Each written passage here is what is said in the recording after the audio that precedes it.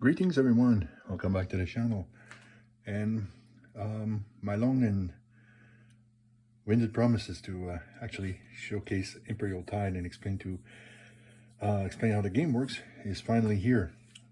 I know, it's been well over a month and a half since I said that, but unfortunately it's been a very bad winter for me. I've been constantly sick. It's been non-stop.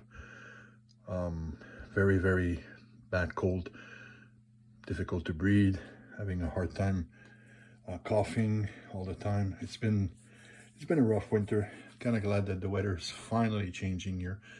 It's mid-March and the weather is starting to finally getting a little warmer, and hopefully things are going to be better now for the summer and I can put this winter behind me.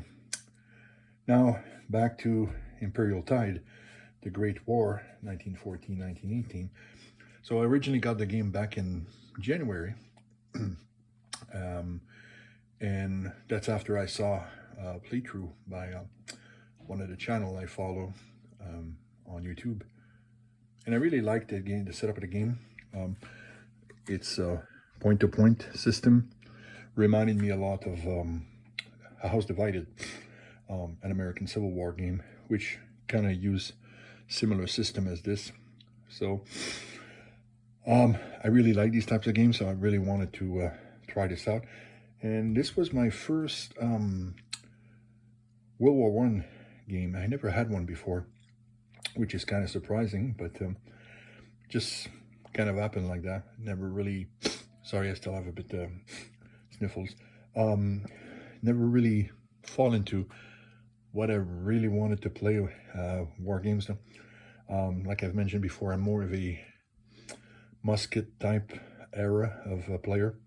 You know, the 1600 all the way to 1899. This is usually the range that I like to play. Squad level games from World War II and modern naval games, Cold War era. That's really also something that I really like. So I never really picked up on anything from the Great War, but the way the system works, I wanted to play this game myself. I was really interested in. And I've been playing it a lot, getting used to it, trying different things and getting more familiar with the way the game works. And it's a bit of a strange game because there is basically no turn or no date that you follow.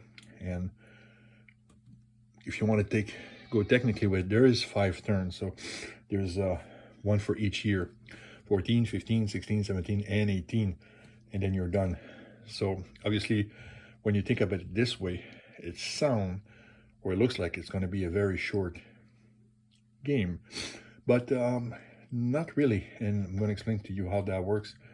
And for those who've seen it, I'm going to be asking you a few questions because I've got a few things that I've noticed while playing, and hopefully some of you may have played this and see this video, might leave some comment on it as maybe to enlighten me and give me a bit of more clarification on it. So the way things works in this game, it's point to point, but unlike other games, you don't really move everything as you want as you play. For example, in House Divided, the American war system, you make a die roll, and that tells you how many activation you can do during a specific turn. This one works a little differently. Now, when you set up the game, you've got one card that first starts like this, and this is the 1914 card. And as it tells you here, Central Power player will be the first one. And you'll see here there's no point for build point, both that are at 0, and there's a reason for that. And when we get to 1915, you'll understand what this is about. And you get on the card resource points for both Central and Allied. And these points, they're basically right over here on this little chart here, and over there for the Central Power. These points you can use at any moment during the current year to help our die roll modifier, resources, whatever, in order to kind of give you an advantage on a certain moment. And the way the game works is that you've got cards, and I'm gonna go get my German cards.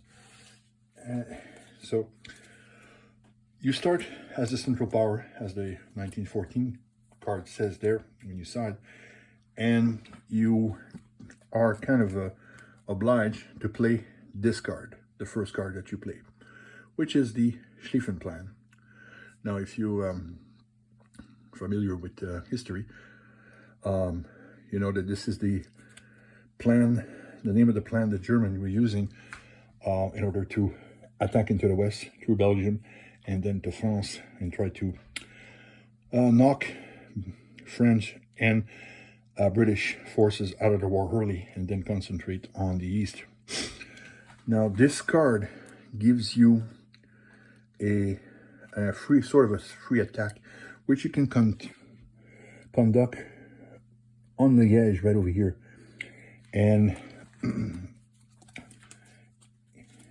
if you go to the cards, you're going to see that you get a chance to knock out the fort right before any other turns starts.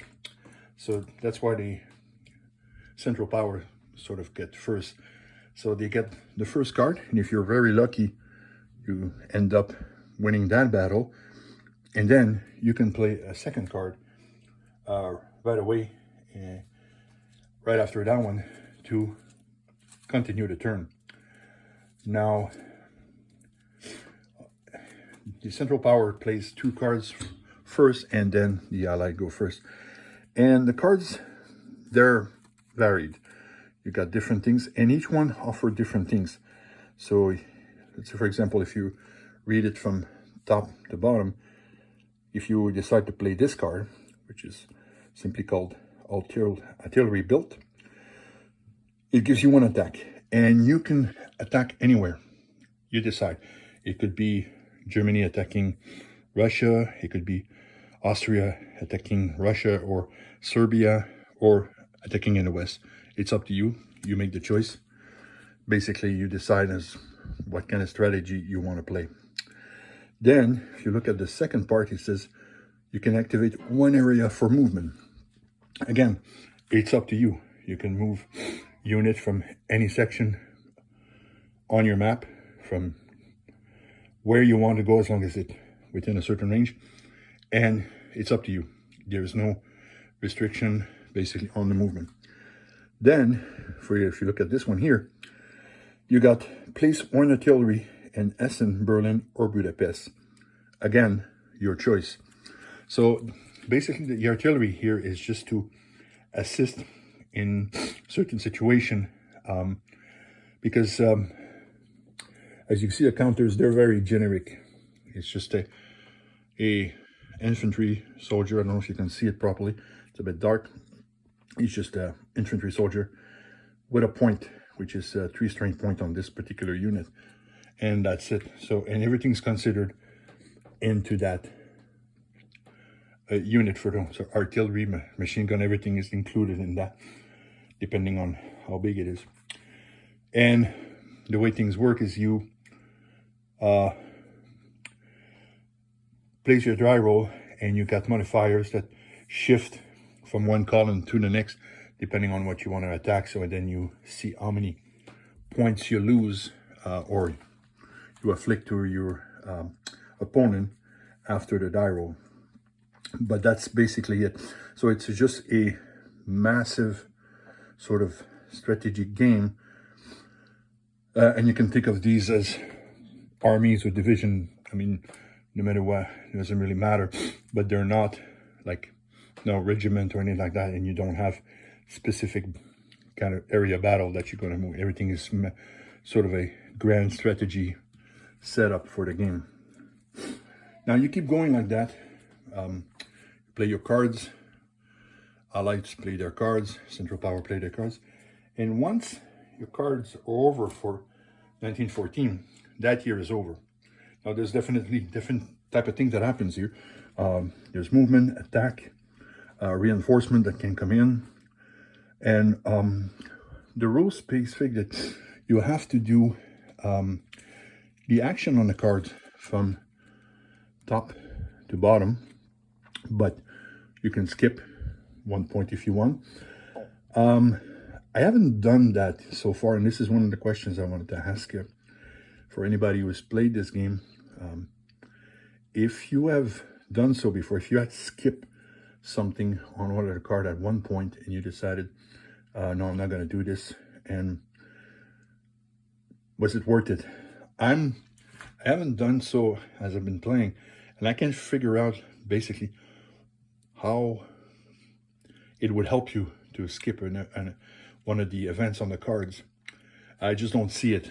I'm kind of been breaking my heart and my head on this, but I just can't really figure out how it can benefit you by skipping a particular turn. So I was wondering if you've played this game, if you have any comments on that, like, please put it on the comment section so that maybe I can get a clearer picture of it, because I can't really, for the life of me, figure out why you would want to skip a step.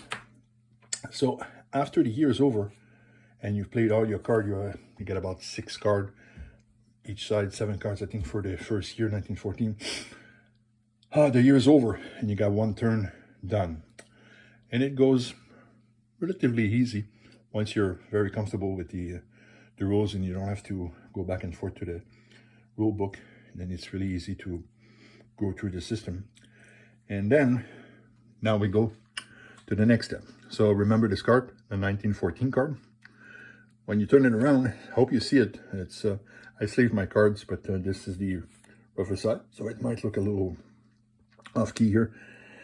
So now you got the card for 1915, and again, you got your power resources, and you just apply them back for the year right on this chart over here. And obviously you want to use them up during the year as much as possible, because you can't really accumulate them. So it's best to use them up in the year that they're given to you, and make sure you don't waste them. But now, if you look at the card here, Central Power, build point 9, and Allied Power, build point 9. Now, what does that mean? Well, if you go back to your cards for 1914, for example, if you look at over here, this card over here has a value of 3. This card over here has a value of 2. Now, there's also other cards that have no value right over here. This means that you can't use this card anymore. However, the cards with the values you can purchase, and you can put them in your deck for 1915. So you get 9 points. So for example, you could get 3 cards at a value of 3, 2 cards at a value of 2, and so on. But you get to choose which card you would like to put back into your deck, and you still have the cards for 1915s that are added to it. So if you see a card that is very interesting, for example, like this one here, was mobilization, it gives you an activation in one area. You can place infantry in Budapest. You can place 4 German infantry in Berlin or Essen. So it's a value of 3, but you can add it to your deck for 1915. And again, you play your cards. You don't have to shuffle them, because you decide what order you want to play them as you go along.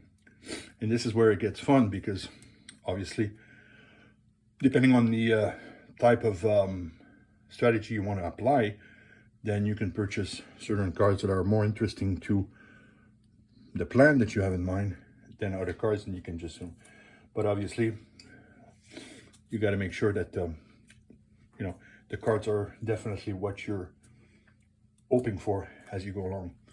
So then you do 1915, plus all the cards again, and everything restarts with 1916, and it's the same thing again. You got your resource powers, but you get your build point. This time you get 10 points. And once again, you can just rebuy some of the cards that you have previously used. Even a card from 1914 again, if you wanted to, or 1915 if one of them was really interesting. And you get 10 points, so depending on the value of the cards, you can get 3, 4, 5 cards that you add to your deck. So this is it. That's how the system works. And that's why, even though the game is only 5 turn long in a way, it's a little longer than that, because obviously every year you keep adding cards for that specific year, plus the ones that you would like to purchase. So it's a little longer than 5 turns if you want. Not necessarily just a 5-turn game, but something that really, it's a different system. It's very interesting. I have to admit, I wasn't one that really was interested in the cards for war games. I'm kind of old school, and I always thought that, I don't know, I didn't really like the idea of having cards, but I'm starting to see, as I'm playing more and more of these newer games that do have the card system in them, I can see started to see how interesting they are, and what they bring to the game in itself, and it makes things a bit more challenging sometimes, but also more interesting, because you can't just take everything and just boom, like some of the older games you used to be able to do, and just like attack, and whoever ends up with the most units obviously is the winner. So it makes things more interesting, a little bit more challenging, and also gives you a possibility sometimes of winning on a side that originally may not have been able to in the real war, because of different situation. Now I've played 5 games so far, and I've managed to win with the Central Powers 2 times, mostly because of some of the strategy I use with the cards, and obviously a bit lucky on the die rolls, but mostly for the cards, which kind of gave them a little bit of an advantage on the Allied power in a few of the games. So there it is. That's Imperial Tide. I played solo so far. I haven't played with an opponent yet, and that's the next game I want to play. I'm probably gonna kind of convince my brother to play with this game with me. So I would like to see how it goes playing against somebody else who makes different decisions with the cards than when you're playing solo, where you, as much as you try to be impartial, sometimes you can always, not always possible, and you make decisions that are not necessarily what they should be in order to get one side to win or not. So I'm looking forward to play that game with my brother. But I'm also very glad I was able to do this video. Finally got my voice back, so I was really happy to be able to finally showcase this game. It's from Compass Game. It's called Imperial Tide, The Great War, 1914-1918. If you haven't purchased it before, I do recommend it. It's a very, rules are not complicated. It's a fun game. It's got a lot of twists and turns, and with the card system, makes things really different every time. You're not going to be able to kind of play the same game every single time, like in a lot of other games sometimes. So this it's a very fun game, and very impressed by Compass Game. I kind of overlooked them before, but I'm starting to get into their games more and more. They do have nice quality games. The maps are nice. The counters are very nice. very happy about this purchase, and I think this is going to be a fun game to play for many years. So there we have it. Leave me a comment section if you played this game, and if you know anything about the question I was asking about, like skipping some of the steps on the card, if it's worth it. I haven't really figured out that it's worth it in any way, but maybe I'm missing something, and maybe you can sort of make things a little clearer for me. But there we go. That's it. Imperial Tide, The Great War, 1914-1918, from Compass Game. Hope you enjoyed it. Thank you for watching, and until next time, stay safe, everyone.